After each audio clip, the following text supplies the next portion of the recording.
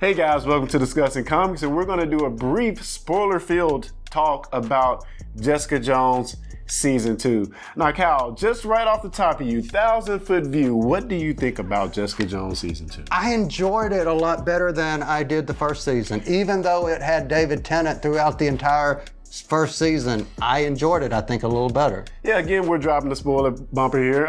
David Tennant does make an appearance in Season 2. He does indeed. Ever so briefly.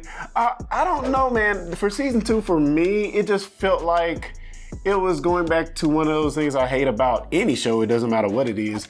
We kind of dived into her psyche, which, to the show's credit, we did see stuff from her past. It wasn't like they were just talking about it. So I didn't enjoy it as much the first season, man. See, for me, this season was more about something that I was curious about in the first season, and I saw happen in the second season. This had, for me, more than anything to do about Trish than it did about, even though I did not like some of the things That's Trish my did. problem. There were I would think of this season as 3 distinct but very much cohesive, in a sense, storylines. You have the Trish storyline. Correct. Of course, you have Jessica's storyline. Correct. And then you have the storyline for Malcolm. Is it Correct. Malcolm? Malcolm, and even a fourth with the lawyer. What's her name? Jerry. Yeah. Is it Jerry? Yeah, Jerry. Trinity from Matrix. Yeah. Well, we have those 4 storylines, and they're all semi-interweaving. Yeah, but they are independent, yeah. Well, let's break it down. The Jerry storyline. What did you think about that? Because I'll let you go first. I just thought it was a side story that could have, I think this would have been a better season, like something I'm going to echo that you've said, if it had been 8 episodes. Take out the Jerry story, and just kind of condense it, because I think it was a little slow at the beginning.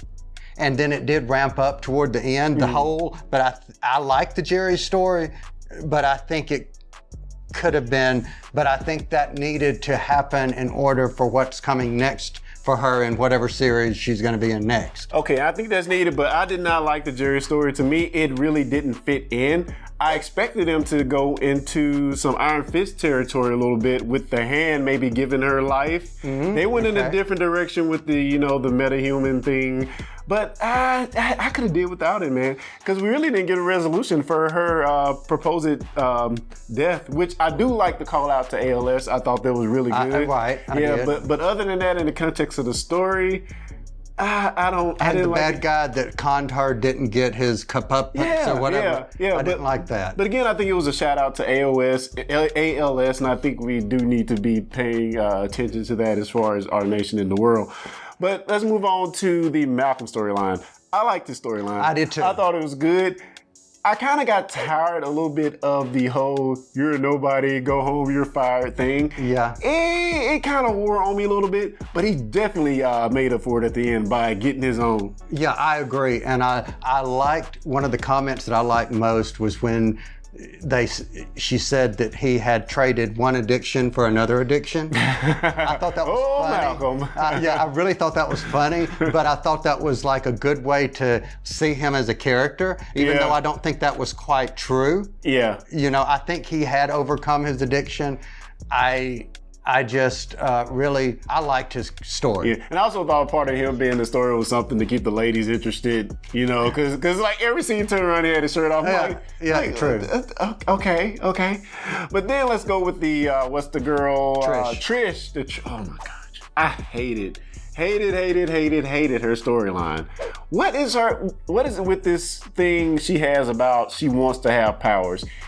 Of course, I think they try to play on the addiction aspect of her with the powers, sort of like Malcolm, but still, it just doesn't make much sense. So here's my thing with her. You give us Trish Walker, and then you say, oh, well, Trish is short for Patricia. Oh, is she really Patsy Walker? Oh, yes, she is. And then blah, blah, blah, blah. So as a fan like me, I know she has to become Patsy at some point. So explain. Okay. Patsy, not the television show character? No, not the television show. She's not Trish in the comics. She's actually Patsy Walker. That's her name. Okay. Does she have powers in the comics? She does. Okay. She was an Avenger. Her name was Hellcat. She is a former Avenger.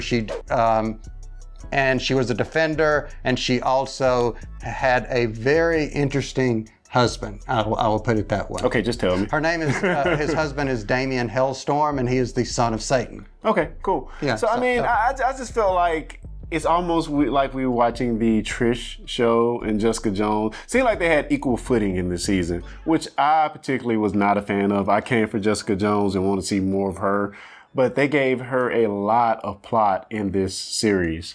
Yeah, they did. And the mother, I could have done without the mother. Okay, well that's that. Oh, the mother, Patsy's mother. Okay. Yeah. Well, let's get into the mothers. Okay, let's get into the mothers. We have Patsy's mother, obviously annoying and gets on my nerves. But you have Jessica's mother, where we see in the first season, she's in this accident. Supposedly all her family dies. Right. And in this one, we find out that, well, she was a part of this experiment that was giving people superhuman abilities and supposedly bringing them back from the dead. Basically, or really, I took it more so as they found somebody that was terminally ill. That was going to die. Or was going to die, and it was like, okay, they have nothing to lose. Let's try this. So, which that takes me to the point, like, where do you cross the line? If somebody's obviously going to die with modern technology and you have a chance to save them, is that ethical? Without their consent? Obviously, I'm going to say no, but I would say without their consent. Yeah.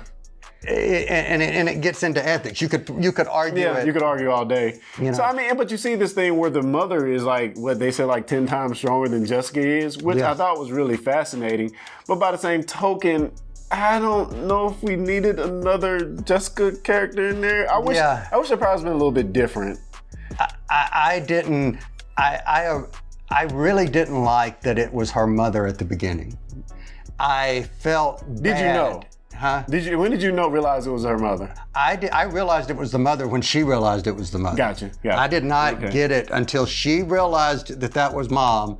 I realized that was mom. Gotcha. I did not have a foreshadowing or whatever.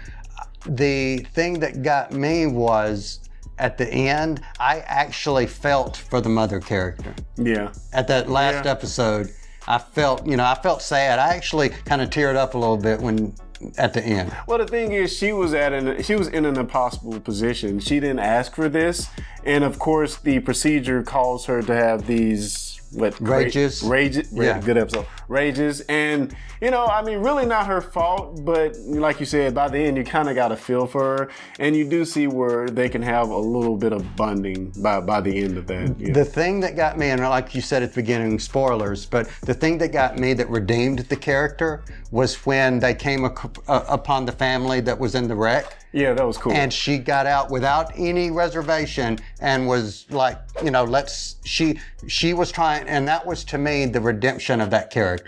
Oh man, the doctor boyfriend is gotta be one heck of a guy, although he was doing these legal experiments, but to actually stick with her when she obviously has these rages at quite a frequent pace, seemingly from the show. It's just weird to me that he would stay with her. But kudos to you, sir. Yeah, kudos to you for you win the boyfriend award. Yeah, and the resilience award, and the backbone award, and the you didn't get your backbone broke award.